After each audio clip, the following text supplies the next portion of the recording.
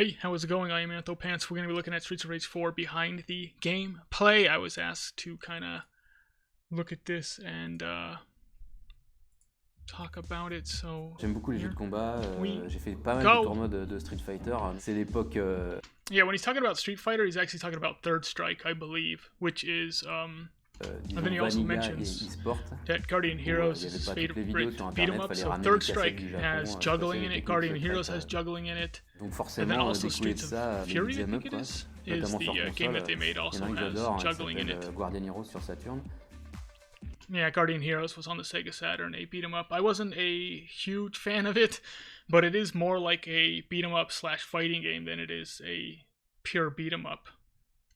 Une suite de jeux, c'est un des exercices les plus durs qui soient. Parce qu'il faut comprendre pourquoi le jeu d'origine était bien. Donc déjà, il faut commencer par là. Il faut vraiment le regarder sous toutes les coutures. Il y a quand même 3 jeux qui sont quand même très différents.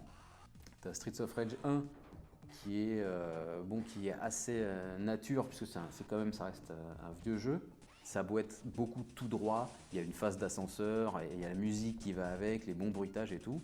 Et tu t'aperçois qu'en fait, c'est un tout, et que c'est vachement important de tout travailler.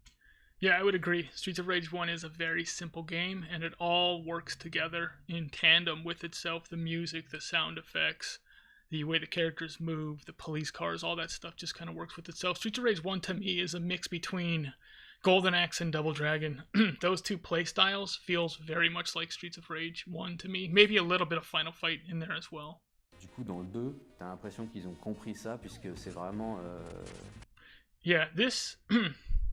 right away when I saw this, and why is this playing like this? So they're actually playing on PAL. This footage is from a PAL console, and you can see with the slower gameplay here, PAL actually runs almost 17% slower than NTSC, because it's 50 Hz rather than 60 Hz. 60 Hz is NTSC, 50 Hz is PAL. But I'll show you this. Him playing here is actually on NTSC. His Streets of Rage 2. This right here, where he's playing Streets of Rage 2, that's actually on an NTSC 60 Hz console. I can just tell by looking at it. I don't know why they mixed the two. Maybe just because they had a better resolution from PAL. PAL does natively output better resolutions, so maybe that's why they used it.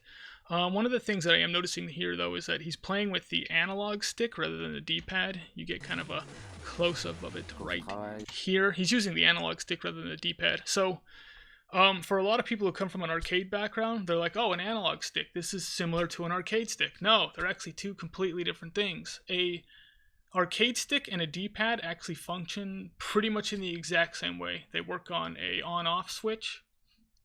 An analog stick is a complete different thing. So an analog stick actually works through a range. So if you want to go from like 0 to all the way to the right, you're actually going from a range all the way over to the right. The point is that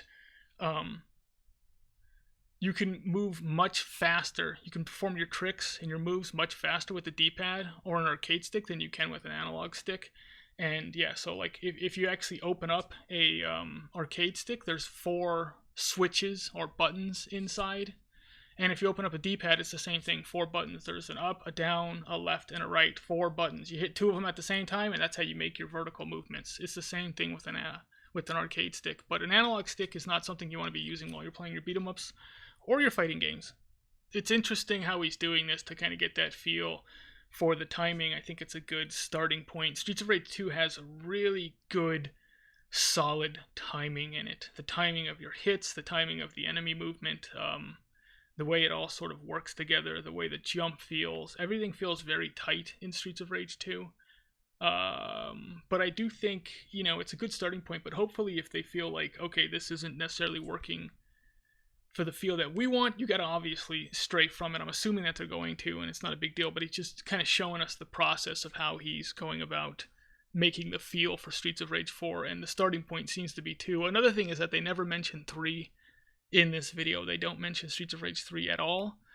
But if you're coming from a competitive fighting game background and you want your game to feel like Third Strike or Guardian Heroes, where it's got that kind of juggling, mixing with Streets of Rage, obviously. So like a mix of Streets of Rage 2 and Street Fighter Third Strike. Then you're not really going to take probably too much inspiration from Streets of Rage 3. Streets of Rage 3 does not feel like a competitive fighting game. It feels much, it's a lot different. Streets of Rage 2 actually feels very competitive when you're fighting against the enemies. They're not necessarily, like, it's hard to say that they're intelligent, but they do what they want to do. They don't do, there's no set pattern in Streets of Rage 2 when the enemies are loose. They're just going to do whatever the heck they feel like doing, and it really gives you that feeling like you're playing against a live opponent. À trouver donc ce rythme et ce feeling, quoi. Les racines, c'est... yeah, and another thing is, whereas Streets of Rage 2 was kind of based around Street Fighter 2, or it took a lot of inspiration from Street Fighter 2, it looks like Streets 4 is going to take a lot of inspiration from Street Fighter Third Strike. So it's kind of cool that they're keeping in that tradition of making a Streets of Rage game with that same feel, or taking inspiration from a fighting game like Street Fighter. Quand même l'arcade, donc fallait que ça soit percutant, que ça marche tout de suite, que ça soit fun tout de suite, et donc le punch de base, il doit être bon, quoi. Donc on part dessus, on part juste sur cette toute petite chose, que ça soit le game design, le son, le graphisme, on part sur ce tout petit point qui doit juste être bon. Et alors quand il y a le bon feeling, là tu sais que tu peux construire dessus, quoi. L'important c'est d'avoir des bonnes fondations bien solides, et à partir de là tu peux pas vraiment te tromper, quoi. Aujourd'hui on a un peu une idée du game design vraiment très mécanique, en fait. Vraiment régler This guy's les doing choses. the same thing, where he's using the analog stick rather than the D-pad. Ça c'est une partie du métier, mais l'autre c'est en fait que le game design c'est un moyen de consommer le contenu du jeu. En fait, Streets of Fury EX, Yeah, Streets of donc Fury la deuxième is a version, game on that avait has a déjà lot fait of- une version de... A lot of juggling in it, and I believe like Guardian Heroes has actually, unlike a beat 'em up where you can actually walk up and down the screen, Guardian Heroes has 3 levels, so you could jump from either the top or the middle or the bottom, and that way you can I think you even hit a button to turn around. I don't remember if you actually turn around or if you hit a button to turn around, but that way you actually can use more fighting game mechanics with your controls, as opposed to a beat 'em up where it can be a little bit trickier doing that. If you're doing like Ryu uppercuts or Ryu fireballs, you often have a tendency of moving up or down kind of your level, and it messes you up. Whereas in something like Streets of Fury and Guardian Heroes, you don't have that problem. Streets of Fury sur C'est juste toutes les questions qu'on peut se poser sur un beat'em up. On a aussi regardé Even this book, I believe he's looking at Third Strike here, Street Fighter Third Strike. les jeux de baston.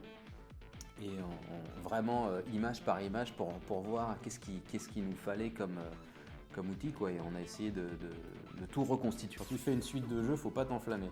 Les erreurs à faire, c'est d'aller faire un peu tout ce qui est à la mode. Yes. Adding today's trends. Yeah, really, I think what would ruin a new Streets of Rage game is if they added RPG mechanics, but it looks like they're not going to be doing that, which is really good. It's better to have your beat 'em ups be like a fighting game. Your character is your character. From the start of the game, your character is your character. It's not like something that you level up and then you go back and play, and now you've got this OP character. And the first time you played, you had this junky character. That doesn't work so well for me. I get tired of that real quick. I don't like grinding to get my character up to where my character should be in the first place. Le jeu. T'as envie. Yeah, here he's just talking about the frustrations of the time, where like why do they implement certain mechanics in the game? Was it because of limitations, or was it because that's actually the way they wanted to make it? And then understanding that and improving upon it. Where there's a limitation, improve upon, and where there's a frustration because it makes the game better. Frustration can also make the game better. Streets of Rage 2 kind of gets a lot of trouble for not having like a run in it. Not every character can run. But there's a very chess-like element to the game because of it, where you have to be very strategic. Every single move, you have to think about. Quand tu te rends compte qu'il y a des gens qui ont joué 25 ans. Are you talking about me? I mean, honestly, you're talking about me here. When you realize some people have played like the game series for 25 years. I've been playing the game for like 25 years. You talking about Anthopants? If you're talking about Anthopants, just mention Anthopants. Aux anciens qui jouent encore aujourd'hui, et tu dis, OK, mon jeu, si je le réussis, faut qu'il mérite d'être joué encore 25 ans lui aussi. C'est pas de pression, non. C'est à la première sortie, quand tu commences à montrer les choses, que les fans te tombent dessus, dans tous les sens du terme, quoi. Et, alors, t'as un côté, ça te booste, parce qu'il y a quand même des gens qui trouvent ça super, et puis il y a des gens qui font des critiques très sèches. Oh, yeah, they have people criticize you quite harshly. I think they're talking about Anthopants again. I don't know. It's just me taking a guess. I'm taking a guess here. I was pretty critical. I played the first build of the game, and I was pretty critical of it. Yeah, I think I was critical of it and I think I was critical of it in a bad way. Like, I could have handled it better. But I think, to their credit, they stuck to their guns on the things that they were passionate about and that they liked, and they improved upon it. And then they also looked at the things I think that they could improve upon that weren't a make or break towards their, like, the goal or the idea of the game that they had.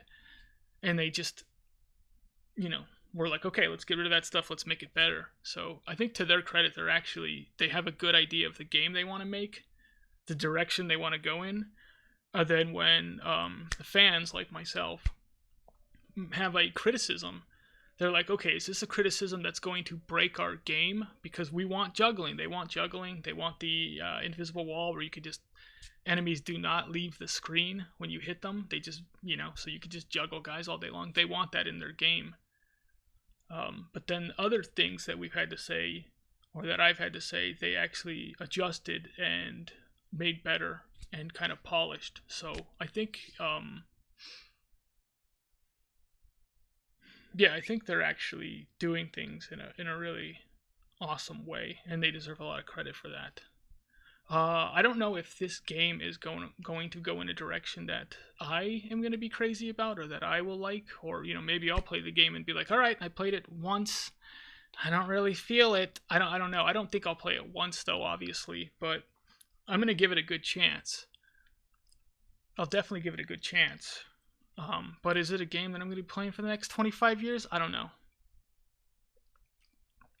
But I'm okay with the fact that they make their game, they do their job on it. They seem like they're super passionate about it. I think they're doing, I think their philosophy is right, and I think they're going in the right direction.